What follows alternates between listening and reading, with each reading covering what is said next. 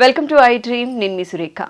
కంటి మసక సమస్యతో చాలా మంది బాధపడుతూ ఉన్నారు. అయితే ఇది తగ్గాలి అంటే ఇంట్లోనే ఎలాంటి రెమెడీస్ పాటించాలి ఇవాళ తెలుసుకుందాం. ఈరోజు మనతో పాటు ఉన్నారు ప్రముఖ నాన్ సర్జికల్ ఆయుర్వేదిక్ డాక్టర్, సురక్ష ayurvedic clinic founder doctor Purna Rajeshwari గారు. వారితో మాట్లాడదాం. నమస్కారం అండి. నమస్తే అమ్మా. ఎలా ఉన్నారు? బాగున్నామ్మా, థ్యాంక్ యూ. అమ్మ, జనరలీ ఏంటి అంటే ఇప్పుడు కంటి మసక బారిపోయింది, మసక బారిపోతుంది, మసకగా కనిపిస్తుంది అంటున్నారు. ఆపరేషన్స్ వరకు వెళ్తూ ఉన్నారు.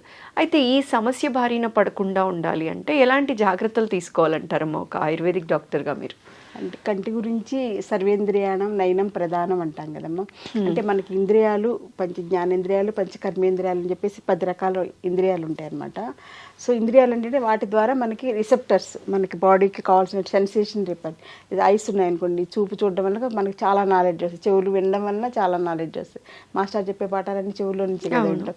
అలాగే నాలుక ద్వారా టేస్ట్ తెలుస్తుంది, చర్మం ద్వారా స్పర్శ, ఇలా అన్ని జ్ఞానేంద్రియాలు కర్మేంద్రియాల వల్ల మనకి రిసెప్టర్స్ అన్నమాట, బాడీలో మనకి నాలెడ్జ్ని క్రియేట్ చేసేవి అవి. సో వాటిల్లో సర్వేంద్రియాణం నయనం ప్రధానం అంటాం. అంటే ఈ 10 రకాల ఇంద్రియాల్లో కళ్ళు చాలా ముఖ్యమైన. కళ్ళు ఒక్క చూపు చూస్తే మొత్తం నాలెడ్జ్ వచ్చేస్తుంది కదా. ఒక్కసారి కళ్ళు మూసుకుంటే అసలు ఏం కనపడదు, దేవుడు తప్పించి ఆ దైవత్వం శక్తి తప్పించి ఇంకా వేరే ఏం కనపడదు మనకి.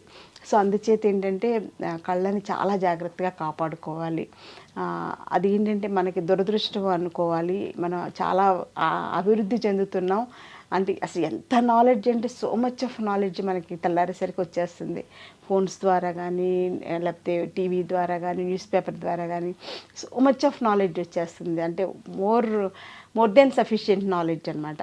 సో అందులో కళ్ళతోటి ఎక్కువగా మనం నాలెడ్జ్ని, పేపర్ చదవాలన్నా కళ్ళే చూస్తాం, టీవీ చూడాలన్నా కళ్ళే అవసరం, నెట్లో ఏది ఇన్ఫర్మేషన్ కావాలన్నా కానీ, సెల్ ఎక్కువ వాడాలన్నా కూడా కళ్ళే ముఖ్యం అనమాట. సో అందుచేత మనకు తెలియకుండా కళ్ళని ఎక్కువగా ఉపయోగించడం అనేది ఫస్ట్ ఫ్యాక్టర్. సో మనకి ఏంటంటే ఎందుకు ఇలాగ అవుతుంది కళ్ళు మసకబారటం అనే దాంట్లో కంటిని ఎక్కువ ఉపయోగించడం, ఏదైనా అతిగా మనం వాడితే అది డ్యామేజ్ అవ్వడం సహజంగా, దేనికైనా దాని లిమిట్స్ దానికి ఉంటాయి.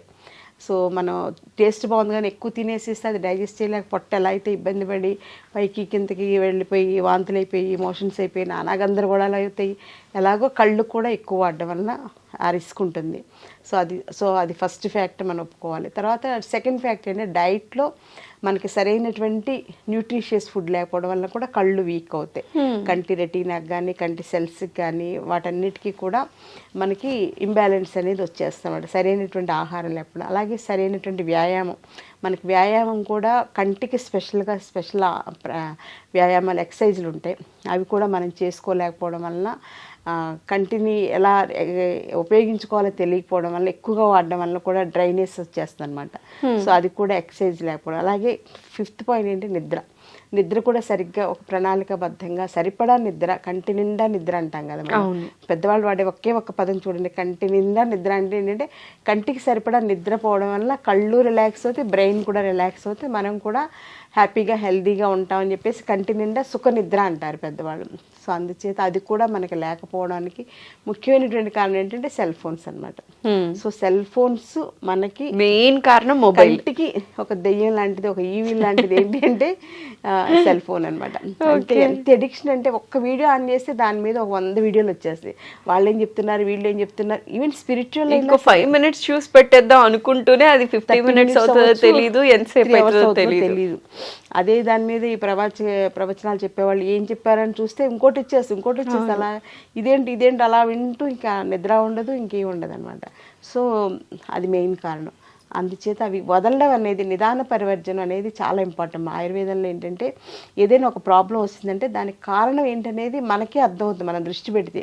అంటే యాజ్ ఏ పేషెంట్కి అర్థమవుతుంది ఎక్కడ ప్రాబ్లం ఉంది. ఇప్పుడు సపోజ్ సైనజైటిస్ కానీ, ఆస్మా కానీ ఇలాంటి ప్రాబ్లమ్స్ ఉన్న వాళ్ళకి కారణం ఏంటని ఆలోచిస్తే చలిగాలికి ఎక్స్పోజ్ అవ్వడం, వర్షానికి ఎక్స్పోజ్ అవ్వడం, లేకపోతే చల్లటివి ఫ్రిడ్జ్లో ఎక్కువ వాడడం, కూల్ డ్రింక్స్ ఎక్కువ వాడడం, ఇవి ముఖ్యమైనటువంటి కారణాలు కదా. సో ఆ కారణాలు అవాయిడ్ చేసిస్తే వాళ్ళ సగం జబ్బు తగ్గిపోతుంది అనమాట. అలాగే కంటి చూపు మసకబారడానికి ముఖ్యమైనటువంటి కారణం ఏంటని ఆలోచిస్తే ఈ సెల్ ఫోన్స్ ఎక్కువగా వాడడం, లేదా ఆడవాళ్ళు అయితే టీవీ ఎక్కువగా చూస్తూ ఉంటారు, ఇంకా అలా సీరియల్స్కి అడిక్ట్ అయిపోయి చూసేస్తూ ఉంటారు కదా. ఇవాళ ఏమైందో, రేపేమంటాడో, రేమేమవుతుందో అని చెప్పి ఏవో ఉంటాయి కదా, ఎవరి ఇది వాళ్ళది. సో అందుచేత అవి వాడడం ఒక కనీసం 50%కి ఫస్ట్ డే స్టార్ట్ చేసేస్తే తర్వాత 60%, 70% అలా పెంచుకుంటూ వెళ్ళి 10% దగ్గర జస్ట్ మనకి ఏదో ఒకటి ఎంటర్టైన్మెంట్ ఉండాలి కాబట్టి అంతవరకే బాండ్ అయిపోయి ఉండాలన్నమాట. అది ఫస్ట్ పాయింట్. ఇంకా తర్వాత ఆయుర్వేదం ఏంటంటే రెజ్యూనేట్ చేసేటువంటి గుణం ఆయుర్వేదం ఒక్కదానికే ఉంది వైద్యానికి. మీరు బయట ఏది చేసినా రిపేర్ చేస్తారు. డాక్టర్స్ బయట ఏంటంటే జ్వరం వస్తే దానికి పారాసెటమాల్ టాబ్లెట్స్ ఇవ్వడం ఇలాంటివి ఏవో చేస్తారు, లేకపోతే యాంటీబయాటిక్స్ వాడతారు, లేకపోతే స్టెరాయిడ్స్ వాడతారు, ఇంకా అవసరం అంటే సర్జరీ చేసి రిపేర్ చేసేస్తారు. ఆ శాస్త్రానికి అంతవరకే లిమిటేషన్ ఉంది. కానీ ఆయుర్వేదానికి అలా కాదు. ఆయుర్వేదానికి ఏంటంటే లైఫ్ని ఇచ్చేటువంటి శక్తి ఉంది. అంటే రెజ్యూనేట్ చేసేది, రిపేర్ చేసేటువంటి శక్తిని 10 times మనం పెంచుకోవచ్చు అనమాట. రెజ్యూనేట్ చేయడం అంటే రీజనరేట్ చేయడం. కంటి సెల్స్ ఇప్పుడు మనకి ఇవి రెటీనా సంబంధించిన సెల్స్ అని చెప్పేసి, లేకపోతే లెన్స్లో డ్యామేజ్లని, ఇవన్నీ కూడా మళ్ళీ మన సెల్స్ని రెజ్యూనేట్ చేసే శక్తి ఆయుర్వేదంలో ఉండేటువంటి మెడిసిన్స్ కానీ ఆయుర్వేద పంచకర్మ ట్రీట్మెంట్స్ కానీ ఆ శక్తి ఉంది. కాబట్టి మా దగ్గర ఇప్పుడు మయోపియా, కంటి చూపు మసబారంతో వస్తుంటారు కదా, లాంగ్ సైట్, షార్ట్ సైట్ అని, వాటిని కూడా మేము ఆయుర్వేదిక్ పంచకర్మ ట్రీట్మెంట్స్ తోటి అక్షి తర్పణం అని, ఆస్ట్యోతనం అని, నస్యకర్మ, ఇలా రకరకాల ప్యాకేజెస్ ఉంటాయి. వాళ్ళకి వాళ్ళ స్టేజ్ని బట్టి ప్యాకేజ్ తోటి సెట్ చేస్తే పిల్లలకి చిన్నప్పుడు ఇంత సోడా బుద్ధి అద్దాలతో తిరుగుతూ ఉంటారు కదా 6th class 7th class, వాళ్ళకు కూడా మనం అద్దాలు మాన్పించేయచ్చు అనమాట. కండిషన్స్ అప్లై ఏంటంటే వాళ్ళు సెల్ ఫోన్స్ వాడకూడదు. పుస్తకాలు చదువుకోవచ్చు, స్కూల్లో బుక్స్ చదువుకోవచ్చు, కానీ సెల్ ఫోన్స్ వాడడం, టీవీ 100%. అప్పట్లో పాత రోజులన్నీ టీవీ చూడొద్దని చెప్పేవాడు. ఇప్పుడు ఏంటంటే కంపల్సరీగా సెల్ ఫోన్ వాళ్ళకి లేకుండా చేసి మనం ayurvedic line of treatments plan చేస్తే మయోపియా లాంటి ప్రాబ్లమ్స్ తగ్గించవచ్చు. అలాగే పెద్దవాళ్ళకి వచ్చేటువంటి మ్యాక్సిలరీ డీజనరేషన్ అని చెప్పేసి, ఇంకా డయాబెటిక్ రెటినోపతి అని చెప్పేసి, తర్వాత ఐస్ కూడా స్పెషల్గా ఆటోఇమ్యూన్ డిజార్డర్స్ వస్తున్నాయి, రెటినైటిస్ పిగ్మెంటోజా అని చెప్పేసి, ఇలాంటివి కూడా మనం ఆయుర్వేదిక్ లైన్స్లో రెజ్యూనేట్ చేసేలాగా, మళ్ళీ రీజనరేట్ చేసేలాగా సెల్స్ని, బాడీని కూడా, అంటే కంటి సెల్స్తో పాటుగా బాడీని కూడా రీజనరేట్ చేయాలి మనం. కంటిలో ఒకటే బాగు చేస్తే సరిపోదన్నమాట. కొన్ని కేసులకి శరీరంలో ఉండేటువంటి మిగిలినటువంటి సిస్టమ్స్ డీజనరేషన్ కూడా రీజనరేషన్ చేసేలాగా ఆయుర్వేదిక్ లైన్స్ బ్రహ్మాండంగా చేసుకోవచ్చు. సో అంటే ఆయుర్వేదం అనేది ఏదో చిట్కా వైద్యమో లేకపోతే ఏదో చిన్న మందులు వాడేస్తే సరిపోతుంది అనేది ప్రివెంటివ్ కేర్లోకి వస్తుంది. గృహ వైద్యంగా ప్రివెంటివ్ కేర్గా మనం అలా చేసుకోవచ్చు. కానీ అట్ ది సేమ్ టైం ఎంత బ్యూటిఫుల్ ప్రాబ్లం అయినా సరే అంటే అసలు నా జీవితం నాకు 81లో ఆయుర్వేదం నా జీవితంలోకి ఎంటర్ అయింది. నేను 81లో మెడిసిన్ జాయిన్ అయ్యాను. మా బ్యాచ్ నుంచి ఎంసెట్లో ఎంట్రన్స్ పెట్టేసి సెలెక్షన్ అనేది స్టార్ట్ చేశాను. ఆ రోజు నుంచి ఇప్పుడు 2024 అంటే మోర్ దెన్ నియర్లీ 45 years అయిపోయింది. ఇంకా నాకు ఆయుర్వేదం నేర్చుకోవాలి, ఇంకా దాని మీద రీసెర్చ్ చేయాలి, ఇంకా పేషెంట్స్కి ఏదో చేసేసేయాలి, ఆయుర్వేదం వల్ల మంచి రిజల్ట్ ఇవ్వాలి, బెస్ట్ రిజల్ట్ ఇవ్వాలి, అన్నీ తగ్గించేసేయాలి, అంటే అనారోగ్య సమస్యలతో ఎక్కువ మంది బాధపడకూడదు చేసేయాలంటే including cancer. So autoimmune disorders కానీ ఇంక్లూడింగ్ క్యాన్సర్ అనేవి భయంకరమైనటువంటి వ్యాధులు, డయాబెటీస్ కన్నా చాలా పెద్ద ప్రాబ్లమ్స్ అన్నమాట. ఇప్పుడు వాటికి కూడా నేను ఆయుర్వేదిక్ లైన్స్లో బ్రహ్మాండంగా చేస్తాను. అలాగే సెరిబ్రల్ పాలసీ పిల్లలు, నడవలేని పిల్లలు, మాటలు రాని పిల్లలకు కూడా మంచి ట్రీట్మెంట్స్ తోటి 3 to 6 monthsలో నార్మల్ చైల్డ్ అవుతున్నారు. సో ఇలా రిజోనేట్ చేసేది, రీజనరేట్ చేసేది, డీజనరేషన్ తగ్గించేటువంటి వైద్య వ్యవస్థ ఏది అంటే ఆయుర్వేదం. సో ఎందుకంటే అది దైవానికి సంబంధించిన వైద్యం కాబట్టి దేవలోకంలో ఉన్నటువంటి వైద్యాన్ని భరద్వాజ మహర్షి మన భూమి మీద తీసుకొచ్చారు. అంత గొప్ప శాస్త్రం కాబట్టి అందులో అంత వైబిలిటీ ఉంది. ఇన్ని 5000 సంవత్సరాలైనా ఛాలెంజింగ్గా ఇప్పటికీ బ్రహ్మాండంగా చేస్తున్నాం, సర్వైవ్ అవుతున్నాం. ఇప్పుడు మళ్ళీ మనకి గవర్నమెంట్ మోడీ గారి సపోర్ట్ చాలా బాగుండటం వల్ల ఆయుర్వేదానికి గోల్డెన్ పీరియడ్ ఆఫ్ ఆయుర్వేద అనేది ముందు నా కళ్ళకైతే బాగా కనిపిస్తుంది.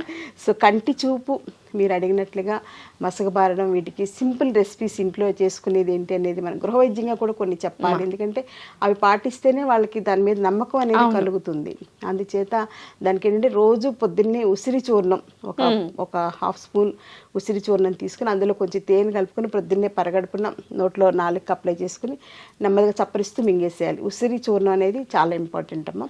అలాగే ఉసిరి సిరప్ అని బయట దొరుకుతుంది, అదైతే 1000sలో ఉంటుంది, వేస్ట్ అంత డబ్బులు ఖర్చు పెట్టడం. ఉసిరికాయలు దొరికే సీజన్లో మనమే ఎండబెట్టుకుని ఉసిరి చూర్ణం తయారు చేసుకోవచ్చు, లేదా మార్కెట్లో దొరికేదైనా కొంతవరకు ఓకే. అది సింపుల్, ఈజీ అనమాట. అలాగే గుంటగలగరాకుండా ఉంటుంది కదా మనకి, పాత రోజుల్లో గుంటగలగరాకు పొలాల్లో నుంచి తెచ్చుకుని చక్కగా పచ్చడి చేసుకునేవాళ్ళు, అలా మనం ట్రై చేయొచ్చు. గుంటగలగరాకు పచ్చడి తినలేమంటే అందులో నేనైతే కొంచెం గోంగూర కూడా వేసేసి పచ్చడి చేస్తాను అనమాట. గుంటగలగరాకు గోంగూర కలిపి పచ్చడి అయితే పిల్లలు కూడా, మా అబ్బాయి కూడా హ్యాపీగా తినేస్తాడు. మా అబ్బాయికి ఎలా మంచి ఫుడ్ పెట్టాలని నేను మ్యాక్సిమం ట్రై చేస్తున్నాను. ప్రతి తల్లికి అది కోరిక కదా. నెక్స్ట్ థర్డ్ పాయింట్ ఏంటంటే, ఇంకా కళ్ళను కూడా ఉసిరికాయ నీళ్ళతోటి కడుక్కోవడం. ఉసిరికాయలు రాత్రిపూట నీళ్ళలో నానబెట్టేసేసుకుని ఉంచుకుని ప్రొద్దున్నే లేచినంటే మనం ఎలా అయితే టంగ్ క్లీన్ చేసుకుంటో అలాగా కళ్ళని ఉసిరికాయ నీళ్ళతో కడుక్కుంటే ఇక్కడ ఉండేటువంటి బ్యాడ్ ఇదంతా కూడా బయటకు వచ్చేస్తుంది. అలాగే రాత్రిపూట పడుకునేటప్పుడు కొంచెం చల్లటి కర్చీఫ్ని నీళ్ళలో ముంచి దాన్ని ఇలా కంటి మీద వేసుకోవడం వల్ల కంటి మీద ఏంటంటే వేడి ఎక్కువ ఉంటుంది. కంట్లో ఆలోచక పిత్తం అని మనకు 5 రకాల పిత్తాలు ఉంటాయి శరీరంలో. కంట్లో ఉండేది ఆలోచక పిత్తం అనమాట. ఆ పిత్తాన్ని మనం ప్యాసిఫై చేయాలంటే, తగ్గించాలంటే కంటి మీద చల్లటి క్లాత్ వేసుకుని ఉంచుకుంటే కొంతవరకు ఉపయోగపడుతుంది. అలాగే కంటికి హెయిర్ డైస్ కూడా వాడడం మానేయాలి. దానివల్ల కంటి చూపు మెరుగుపడుతుంది. కంటికి చూపు మెరుగుపడాలంటే హెయిర్ డైస్ వాడడం మానేయాలి. సో హెయిర్ డైస్ వల్ల అంత సైడ్ ఎఫెక్ట్స్ ఉన్నాయి కాబట్టి అది కూడా కేర్ తీసుకోవాలి. అలాగే షాంపూస్ కూడా మంచివి కాదు, ఇప్పుడు కెమికల్ బేస్డ్ కాబట్టి కుంకుడుకాయలతోటి తలస్నానం చేయడం ఇలాంటివన్నీ కేర్ తీసుకోవాలి. అలాగే డ్రైనెస్ ఆఫ్ ఐస్ ఇప్పుడు మోస్ట్ కామన్ కాబట్టి ఎండలో తిరిగేటప్పుడు గ్లాసెస్ పెట్టుకోవడం, బయట బళ్ళ మీద అవి తిరిగేటప్పుడు హెల్మెట్ పెట్టుకోవడం, కంటికి గ్లాసెస్ పెట్టుకోవడం, ఎక్కువ తిరగకుండా ఉండడానికి ట్రై చేయాలి. ముఖ్యంగా సమ్మర్ వచ్చిందంటే బాగా మార్నింగ్ 11 to 4 ఎండకి ఎక్స్పోజ్ అవ్వకుండా ఉంటే కళ్ళని మనం కాపాడుకున్నట్లే.